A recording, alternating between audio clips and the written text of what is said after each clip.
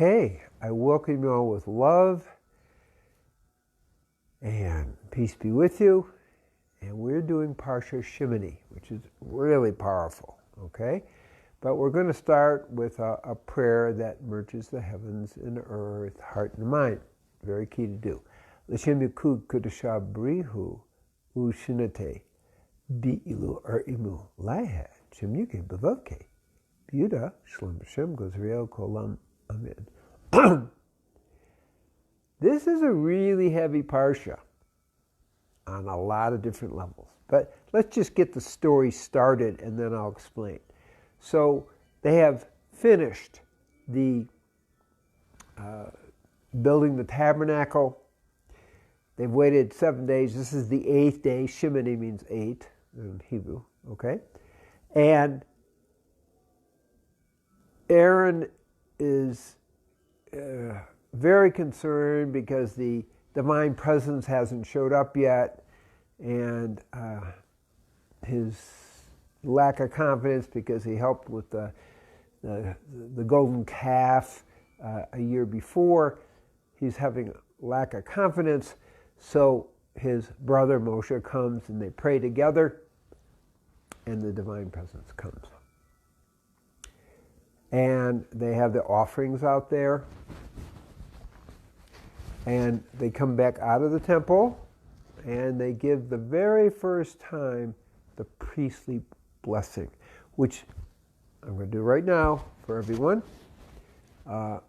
And so I have to do it in the traditional way, and then I'll explain what it is. Here we go. Yaverekeka noe vishmareka Ya'aranoi panavaleyu vihuneka Yisa anoi panavaleya V'yasam l'hashalom V'yasam l'hashalom V'yasam l'hashalom. Amen. Now, that means may God bless you and keep you safe. May God uplift the divine face to you and establish you in grace. And finally, may God turn to you the divine face to you and establish you in peace. So that's the very first time they said it, and it's very, very powerful. And I just had to share it with people. I had to give the blessing to you. Now, what else is going on? So the fire comes down from heaven, and it burns up the offerings, the different offerings, which I'm not going to get into. And Nadav and Avihu, who are Aaron's oldest sons, start to freak out, like, what is going on? And they had this feeling that this fire was going to burn up everybody. So without asking the permission of their elders, they're standing next to Moses and Aaron, their father. Without asking their permission, they do an inappropriate offering with their own fire, not the divine fire, and fire comes out of the ark, and fire comes down and burns them up. It's like, oh my goodness, everybody's pretty freaked out, more than a little freaked out. So how do we interpret this? What do we do with this? Well, there are some cosmic rules that they broke. Rule number 1, doing a good deed from your own ego, your own fear, doesn't always result in a good thing. The deeds have to be aligned with the greater cosmic teachings. Problem 1. Problem 2, they didn't get permission from their elders. They acted on their own without having an overview. That's a big problem. They, again, made offerings also in an inebriated state because they were drinking wine. Don't go in front of God inebriated or on any drug. Okay, that's a pretty big deal too. So they really put themselves in a very vulnerable position. And again, I'm going to say an illegal fire. It wasn't kosher fire. So there's several things that went on. So what's going on? I mean, these are very evolved people. How did this happen? And this is where we begin to understand the Torah is extremely sophisticated. People who don't get how sophisticated, or just don't have the awareness to be able to understand it. So let's get a little sophisticated for the moment, okay? So there are karmas happening here that they're burning up. What's the first karma? The issue of the fruit of the vine, and the first karma is burning the karma of Adam and Hava, where they ate of the tree of life of good and evil rather than the tree of good and evil rather than from the tree of life. Whew, that's pretty heavy, and so they drank the wine to kind of ameliorate that. So that's one. Second,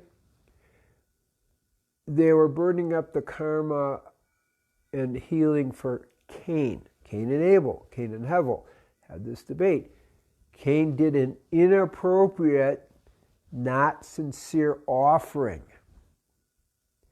And as a result, Abel got the blessing from God, and Cain, with his ego, killed his brother. So they were burning that up, and so in the subtle Torah teachings, we'll call it gigol, reincarnation, which is constantly being played out. We really have to appreciate that we are constantly doing that in the Torah system. There's really 5 levels of soul. I'm not going to go into that now, but I want you to understand. So Nadav had both the Ruach, spirit level of Cain, but also the Nefesh. And Avihu had the spirit Nefesh and also the Nefesh energy of Adam. So, and I'm going to believe that that's how they felt. They were in attempting to atone and heal those energies. In addition, Abraham's brother Haran didn't have the self-confidence to go into the fiery oven that Abraham went into and wasn't burned up. But Haran, only after Abraham came out, said, okay, I'll do it too, but then he got burned up. So we're looking at fire. Remember, Nadav and Avihu get burned up with fire. So we have that level of stuff. But we also have Haran's lack of confidence, which is what Aaron was suffering from because he had allowed the golden calf to be created. And so they were also atoning for their own father, Aaron, for that, and in a sense, healing his lack of self-confidence, just like for Haran. So they're doing a variety of really important things, but again, they didn't ask permission, they didn't see the whole picture, okay, and they acted on their own ego. They didn't have a clear, let's say, bitul. They weren't empty inside. So as a result, they got burned up. That's pretty heavy, but when we're seriously involved on the spiritual path, we have to be aware that there are certain risks. And it's very much traditional that we have to be in awe and be very respectful on all the levels. Before I'm willing really to make a move or say anything, there's a certain amount of awe that goes on. Even in giving this talk, it's like, wow, this is awesome. You're sharing some kind of deeper secrets. Let's pray a little bit. Let's be in that awe. Now, the next thing that happens is Moses is upset because Aaron and his other brothers don't eat the offering. don't eat the sin offering. So Moses confronts Aaron, and Aaron, there's a right timing for everything. Aaron says, wait, my 2 sons just got burned up. I don't think God would support that for us eating that. And for us celebrating and eating. And Moses had to step back and say, you're right. And so there's a time to give feedback. There's a time from that place of emptiness to give feedback in the bigger picture. So all these are going on. It's like, oh my goodness. Now it continues. It seems to be continuous. We're what I would call, we're in the eternal presence. We're living in past, present, and future simultaneously. We're not talking about the now in the moment. That's part of it. It's not the whole thing. So this is a year after the golden calf. And now let's go forward into about the end, around 40 years in the desert. And there is some imbalances, and the Moab women have seduced the Israeli men, the Hebrew men, Israel men, and there's a plague breaking out. I mean, this is really heavy, okay? And there's a rebellion going on too.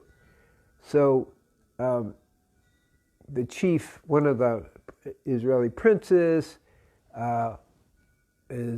brings Cosby, who's a Moab princess, in front of Moshe and kind of mocks Moshe. And then they have intercourse in front of him. Okay? And so that's obviously highly disrespectful. Moses is like stunned, and so are the elders. They don't know what to do. But Pinchas, okay? He asked permission. That's really important, right? Even in this incredible situation, he asked permission for Moses to do what is by law. So he takes a spear, but right before he takes a spear, the spirit of Nadab and Abihu, according to the tradition, come into him. The spirit is called an Eber. I-B-B-U-R, Eber. And with the power of that Eber, he drives a spear through both of them and kills them because they've really done the worst blasphemy you can really do. And at which point the plague stops, everything's resolved. Now an Eber, something we don't talk about much, but an Eber is when the spirit of a dead person comes into you. In this case, it empowered them. Now, one of the things about an Eber is you don't want to hold on to that. In my work, I'm used to helping clear Ebers. So even though it came in for a moment to achieve an action, if we let go, if we hold on to that Eber, and it can be pretty tricky, like it's like something behind your head, we can't see it. It actually blocks the evolution, in this case, of Nadab Abihu, and also it would have blocked the evolution of Pinchas. So that Eber had to be released after this particular action happened, and Pinchas had been empowered by them. So all these subtle things are going on, my goodness, okay? But finally, it's cleared. The ceremony is activated. The tabernacle is now activated on the 8th day. And now we move on to another level of understanding, okay? And this has to do with about kosher. Now, why are they talking about kosher with this big scene that just happened? It's like, it's almost hard to figure out, but let's figure it out, okay? So why he brings up kosher is there is a meta-communication here, is that it's really important in spiritual life to distinguish between the real and unreal, and really to eat and live in a way that enhances holiness for the whole living planet. That's really what the message is. But it's called the details. And God is in the details. And so they have details that they follow. That's the kosher rules, which I'll explain very briefly. But it's for a bigger picture. So from my point of view, since I've written about spiritual nutrition more than once, since 1986 for his book, so it's a long time, we're really looking at the idea is not live to eat, or not eat to live, but to eat to become a superconductor of the divine. Okay? Very important. And also eat to uplift the holiness for the whole living planet. So that's kind of a bigger view of what we're talking about. Now, in a smaller view, why kosher? Why are we even talking about kosher? The original Bereshit or Genesis 1:27 was, it's a live food vegan diet. I mean, that's not that complicated. But not everyone is there. And after the flood, Noah got permission that people could eat meat. Now, they weren't directed. They got permission. A little bit, very different. Okay? And even though people have incorporated into ceremonies and so forth, it's very different. And so, although there are times, I'm going to tell you a little bit more shamanic stuff that you can do, that when souls haven't acted appropriately, they decarnate. They go back the other way. This is more kind of deeper shamanism. I'm going to say Torah shamanism. And you can do a certain prayer to release the soul trapped in that animal. Okay, I write about it in some of my books. It's a really important thing to understand. Don't recommend it for everybody. You're supposed to be a Torah scholar and at a certain level of holiness, or you take that soul into you, causing more problem. We don't want to do that. So generally, the message is a live food, plant-based, Garden of Eden diet. That's the message. But nevertheless, people weren't really there, particularly after the flood, so they made some divisions. Okay, you could eat meat. You are taking on death, but you're going to eat meat, if you're going to do it, only from vegan animals, right? Not tigers and lions. Okay, that's one thing. And you don't combine milk with meat. Why? Well, symbolically, the energy is very important, is that meat is the energy of death. So you're taking that, what's milk? Milk's the energy of life. Breastfeeding mother, that's the energy of life. We don't want to mix those because it jams the energies. So if we take that and the idea of eating to become a superconductor of the divine and eating in a way that uplifts the sanctity of the whole planet, including yourself, we basically get a much deeper understanding of the kosher rules that came forth here, because, again, it isn't just what Nadav and Avihu who tried to, well, we're just going to run in with the fire, our own fire and do this. No, God is clearly saying you need to follow protocol here. Now that sounds kind of funny, but that's what we're talking about. We need to do in alignment with the divine and cosmic rules. And that way, we're moving into the divine, we're simultaneously holding the duality. That's a really key thing to understand, is that we're both dual and non-dual, and ultimately, as I talk about going into nothing, we go beyond dual and non-dual. So it's really important to hold the dual and non-dual simultaneously.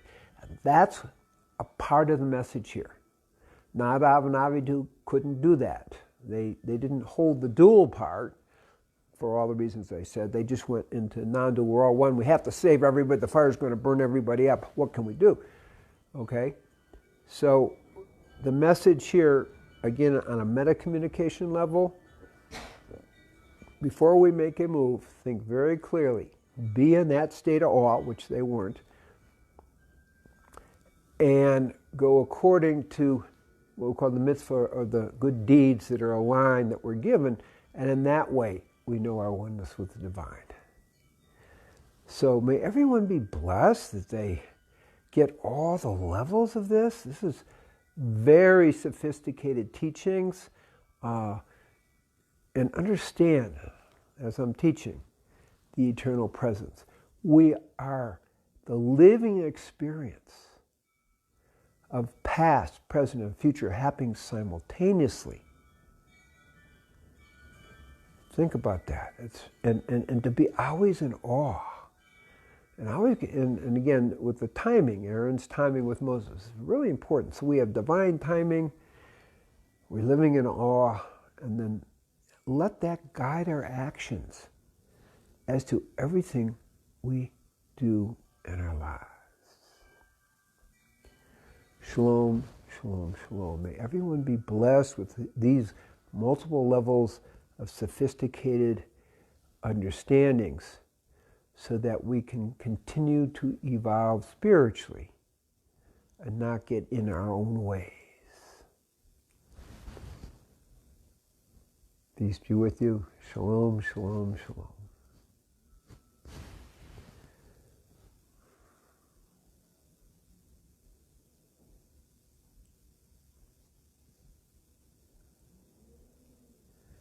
And now I've given that, what we call Shmeka Meshefa, that energy going through. It's a good time to sit and now meditate on this from the energies that you've received.